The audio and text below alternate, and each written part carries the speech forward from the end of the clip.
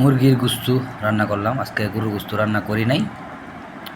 আমার ছেলে মেয়ে গরু গুস্তু খায় না, মুরগি গুস্তু খায় তারা, এই জন্য রান্না করি নাই। আমি খাইতেছি।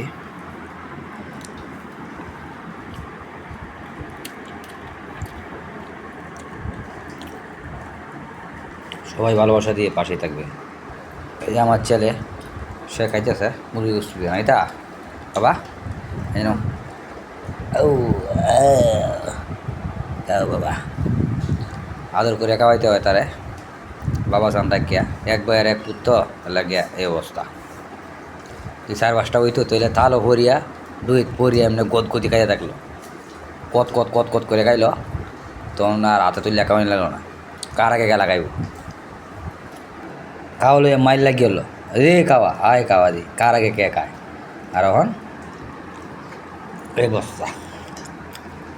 যাই হোক, সবাই ভালো থাকবেন। শুক্রিয়া, আলহামদুলিল্লাহ, আল্লাহ হাফেজ।